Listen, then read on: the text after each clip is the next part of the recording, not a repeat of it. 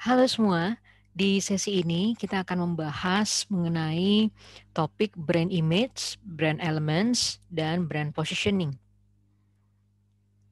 Lalu kemudian nanti di akhir video ini akan ada case study, contoh yang dapat kita pelajari secara lebih mendalam. Oke, kita mulai dari brand image. Nah, di sesi sebelumnya kita sudah membahas mengenai branding, apa perbedaan brand identity, brand image. Sekarang kita akan belajar lebih jauh tentang pemahaman akan brand image. Menurut Philip Kotler, brand image adalah seperangkat atau kesatuan dari keyakinan, beliefs, gagasan, ideas, dan juga impresi yang dimiliki seseorang terhadap suatu objek. Jadi dapat kita pahami bahwa brand image itu adalah bagaimana customer kita berpikir tentang suatu brand. Jadi persepsi suatu brand menurut sudut pandang customer atau dari benaknya customers. Nah, sebagai contoh, ketika kita melihat brand Volvo, apa yang terasosiasi? Volvo terasosiasi dengan safety, keamanan. Itu image yang muncul ketika customer melihat brand Volvo. Lalu persepsi apa yang muncul misalnya ketika customer melihat brand Toyota? Terasosiasikan dengan reliability-nya. Nah, jadi kita coba mengenali kembali, ini adalah identity, kemudian ada image. Identity bicara tentang who am I dari sudut pandang brand. Jadi brand berbicara tentang dirinya itu di identity ini. Bagaimana perusahaan atau organisasi membangun identitas dari brandnya, ya, menciptakan identitas dari brand itu sendiri. Kemudian image adalah bagaimana customer mengatakan tentang brand itu. Nah, ini adalah poin yang penting bahwa bagaimana identity yang dibangun perusahaan itu dapat selaras dengan image yang dimiliki oleh customer dengan dijembatani oleh komunikasi.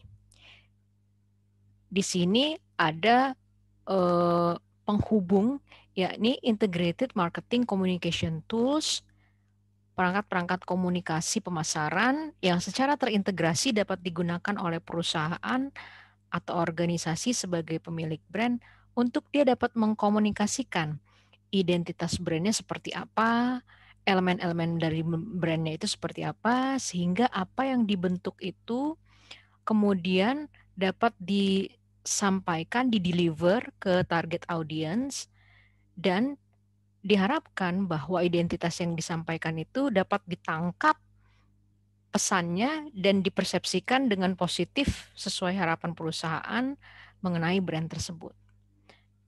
Jadi, identity berada di point of view-nya brand, sudut pandang dari sisi perusahaan atau organisasi yang membangun brand. Tapi image berada di point of view atau sudut pandangnya audience.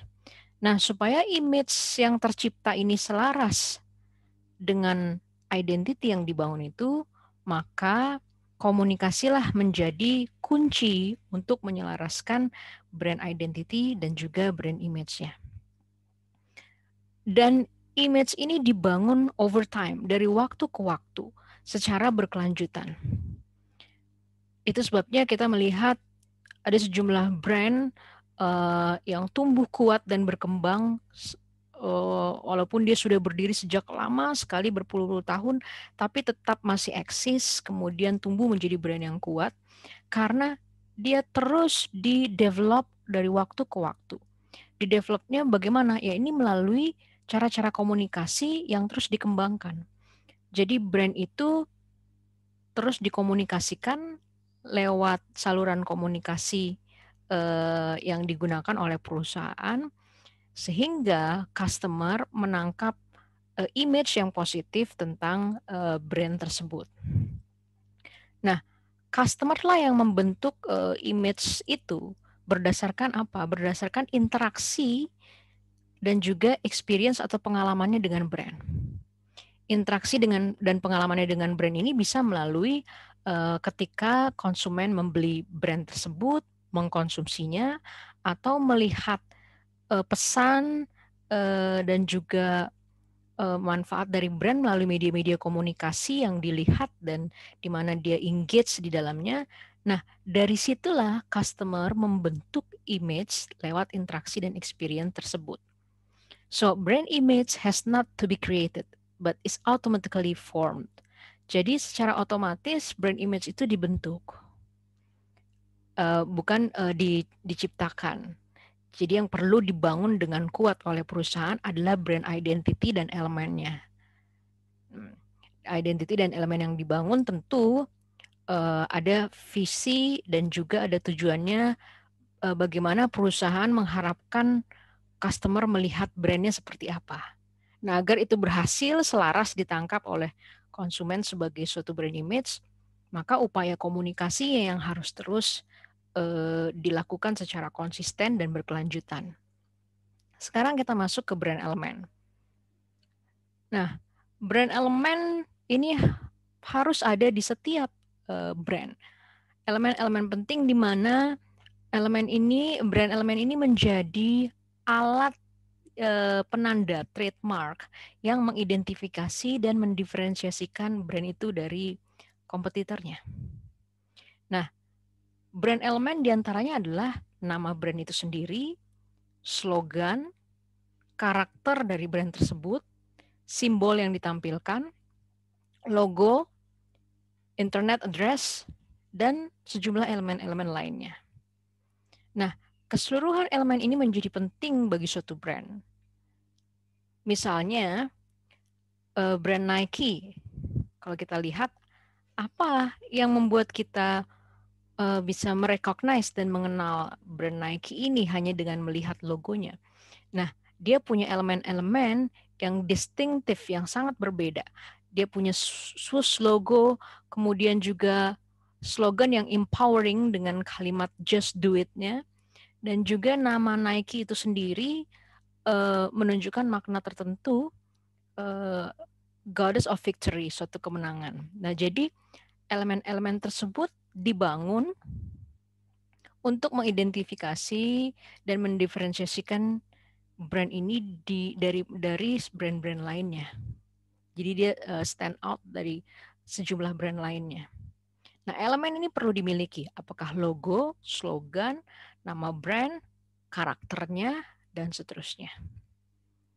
Oke, selanjutnya bagaimana kita memilih brand elemen yang sesuai untuk brand yang kita miliki, yang dikembangkan oleh perusahaan, organisasi, suatu startup misalnya, atau kita mengembangkan suatu brand tertentu, ada kriteria-kriteria yang harus menjadi pertimbangan.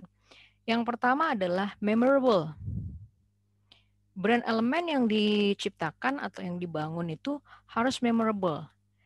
Yakni bagaimana konsumen dengan mudah mengingat brand kita, mudah merecall dan merecognize brand elemennya. Apakah saat dia membeli, saat mengkonsumsinya, dia akan dengan mudah dan cepat mengingat brand kita. Nah, kemudian meaningful. Kriteria berikutnya adalah bagaimana brand elemen yang dimiliki menunjukkan kredibilitas tertentu. Sesuatu yang punya makna yang melekat, yang dekat dengan hati konsumennya. Kemudian likable. Ya, jadi brand elemen juga perlu menarik secara estetika. Misalnya brand McDonald's. Ya, kita mengingat McDonald's sebagai makanan cepat saji yang juga punya karakter yang menarik. Dengan karakter Ronald McDonald's-nya, kemudian identitas-identitas yang menarik dari elemen di McDonald's, logonya maupun karakter Ronald McDonald's-nya. Nah, itu sesuatu yang mudah disukai, likable. Berikutnya adalah kriteria brand elemen yang perlu dipertimbangkan, yakni transferable. ya. Apakah suatu brand itu mengingatkan konsumennya pada suatu kategori tertentu? Contohnya The Amazon. The Amazon itu kita ingat sebagai salah satu sungai yang terbesar di dunia ya. Nah, tapi ketika dengar Amazon, kita juga ingat dengan salah satu e-commerce yang terbesar juga di dunia. Jadi dia menunjukkan transferable ketika mengingat the Amazon e-commerce yang dibangun oleh Jeff Bezos, mengingatkan kita pada sesuatu yang besar, yang identik dengan sesuatu yang besar. Nah, kemudian adaptable. Bagaimana brand yang dibangun itu punya elemen-elemen yang dia mudah beradaptasi dengan berbagai perkembangan dan mudah diupdate, dimutakhirkan. Lalu protectable. Apakah elemen-elemen dalam brand seperti logonya, slogannya, itu secara legal atau secara hukum, apakah itu dilindungi dan juga aman, protectable? Nah, berikutnya kita akan masuk ke brand positioning. Brand positioning itu bisa digambarkan sebagai the heart of marketing strategy, seperti jantungnya dari strategi pemasaran. Nah, kenapa ini begitu penting? Philip Kotler menjelaskan bahwa brand positioning itu adalah upaya untuk merancang apa yang ditawarkan oleh perusahaan, company's offering, apa yang di-offer oleh perusahaan, dan juga image yang diharapkan agar brand tersebut memiliki tempat tertentu di benak konsumennya. Nah, jadi brand positioning itu akan memberikan result atau hasil, yakni value proposition. Bagaimana perusahaan berupaya merancang apa yang dia tawarkan kepada konsumen dan image yang dia harapkan sehingga punya tempat tertentu di benak konsumennya. Kalau sudah punya tempat tertentu di benak konsumennya, tentu akan mendorong konsumen ini menjadi loyal, membeli, mengkonsumsi, berlangganan misalnya. Nah, brand positioning ini akan menghasilkan apa yang disebut value proposition. Value proposition contohnya adalah ketika kita ingin membeli pizza misalnya. Lalu kita ingat salah satu brand pizza Domino's Pizza. Kenapa? Karena ada value proposition yang dia tawarkan bahwa Domino's Pizza menyajikan hot pizza yang di-deliver, dikirim ke alamat kita dalam waktu 30 menit setelah kita order dengan harga yang cukup terjangkau. Nah, itu adalah value proposition yang ditawarkan oleh Domino's Pizza, yang diingat oleh konsumennya, yang membuat suatu brand dipilih dibandingkan brand lainnya, karena ada value proposition yang diingat oleh si konsumen tersebut. Nah, lalu bagaimana strategi untuk positioning? Untuk membangun positioning, ada sejumlah strategi yang bisa digunakan. Ada strategi-strategi yang bisa dikombinasikan dan ditonjolkan salah satu atau beberapa di antaranya. Misalnya suatu brand memposisikan dirinya dari sisi kualitas. Ya. Jadi dalam upaya komunikasinya di berbagai medium komunikasi dia menonjolkan positioning tentang kualitas produknya atau jasanya. Nah, ada juga yang memposisikan dirinya berdasarkan value atau price. Misalnya price-nya brand tertentu ini dia itu ada di high price atau ada di medium price atau ada brand lain yang sifatnya low price, yang bermain di low price. Nah, atau strategi berikutnya memposisikan diri berdasarkan benefitnya. Berdasarkan benefitnya misalnya ada satu pasta gigi, dia mengkomunikasikan produknya sebagai brand pasta gigi yang mampu membantu masalah gigi berlubang. Nah, dia memposisikan dirinya sebagai pasta gigi khusus untuk solusi gigi berlubang. Nah, itu benefit positioning, sehingga orang akan mudah mengingat dan memilih secara spesifik pada brand itu. Kemudian demographic positioning, memposisikan dirinya berdasarkan demografik. Contohnya ada brand yang dia khusus segmennya pada wanita. Maka seluruh upaya komunikasinya diarahkan dan disesuaikan dengan targetnya tersebut berdasarkan demografiknya. Lalu memposisikan diri berdasarkan kompetitor. Jadi melihat bagaimana kompetitor itu menempatkan dirinya sehingga brandnya kemudian bermain di positioning secara kompetitor. Atau the cultural symbol positioning, yakni memposisikan diri berdasarkan simbol-simbol budaya. Contohnya adalah suatu brand yang berasal dari negara tertentu yang identik dengan negara tertentu yang menunjukkan kredibilitas tertentu. Misalnya, oh brand itu asalnya dari negara A yang identik cepat, fast respon, kredibel dan seterusnya. Jadi memposisikan diri bisa dalam berbagai strategi-strategi ini. Nah, kemudian berikutnya adalah kita akan masuk ke salah satu case study. Yang akan kita bahas adalah transformasi digital dari satu brand yang tentu sudah cukup dikenal, yakni Campina Ice Cream. Apa yang menarik dari transformasi digital Campina Ice Cream ini? Campina Ice Cream melakukan transformasi, dia keluar dari image merek lawasnya menjadi merek yang relevan dengan market, dengan pasar. Jadi dia mengubah image-nya. Nah, PT Campina Ice Cream Industry, dia adalah salah satu perusahaan yang bergerak di bidang fast moving consumer goods, FMCG. Nah, sudah berdiri sejak lama, dari tahun 1972, asal Surabaya, dan ini menjadi salah satu keunggulannya juga karena dia sudah cukup lama berdiri dan punya brand yang sudah cukup dikenal oleh masyarakat.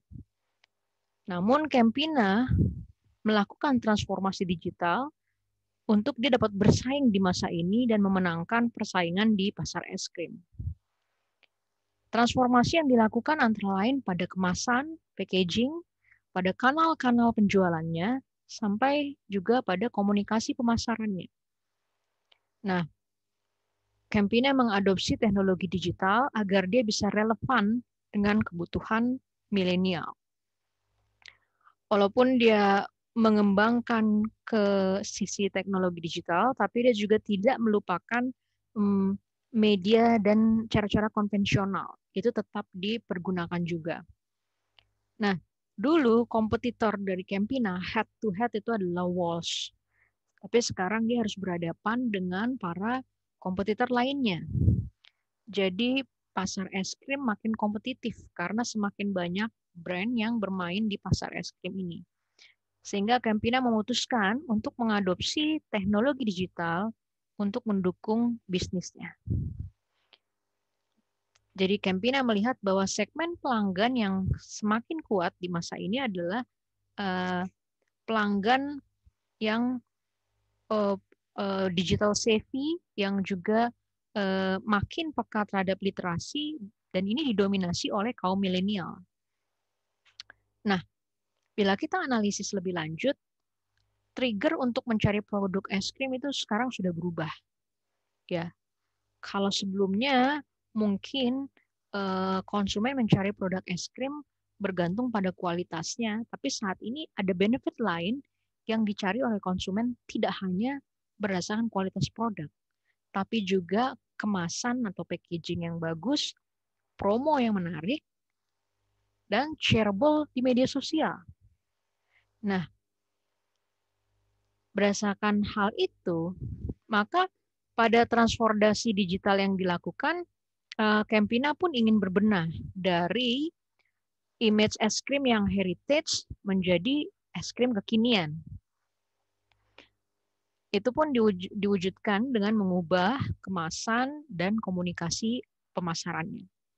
Jadi Campina berusaha mentransformasi dari image-nya yang heritage menjadi image es krim yang kekinian lewat kemasannya dan juga lewat komunikasi pemasarannya. Positioning-nya bagaimana? Dulu Campina diposisikan sebagai es krimnya anak-anak, es krimnya keluarga gitu ya, yang identik dengan anak-anak dan keluarga. Tapi 2 tahun terakhir, Campina mereposisi atau melakukan brand repositioning bahwa es krimnya juga adalah untuk anak muda milenial. Jadi dia memfokuskan pada anak muda milenial dan tapi tetap juga menggarap segmen anak-anak dan keluarga. Komunikasi pemasaran Campina pun makin variatif. Dulu dominasinya ke media televisi, iklan cetak, dan radio. Namun sekarang Campina terjun di media-media sosial dan platform yang digandrungi milenial. Seperti misalnya Campina hadir dalam web series, promo video pendek, microsite, hingga aplikasi mobile. Nah, walaupun dia sudah menggunakan kampanye digital, tapi Campina tidak meninggalkan media konvensional, jadi menggabungkannya. Masih memanfaatkan televisi dan radio, karena ada konsumen-konsumen yang berada di daerah pelosok yang masih perlu dijangkau dengan media konvensional tersebut. Termasuk memanfaatkan slot promosi di bioskop-bioskop. Nah, Campina memperhatikan pula tren belanja online di masyarakat Indonesia. Ini yang membuka upaya Campina untuk memanfaatkan juga kanal-kanal mitra seperti Tokopedia, Blibli, dan Lazada.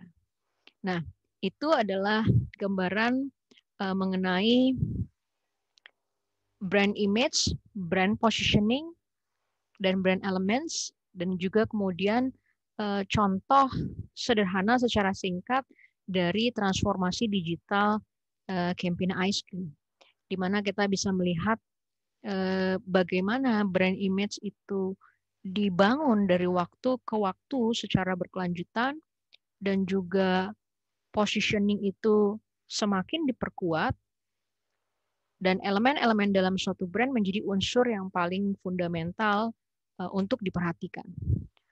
Oke, itu materi kita untuk sesi ini. Selamat mempelajari dengan tetap semangat dan tentunya tetap sehat. Sampai jumpa di sesi berikutnya. Salam.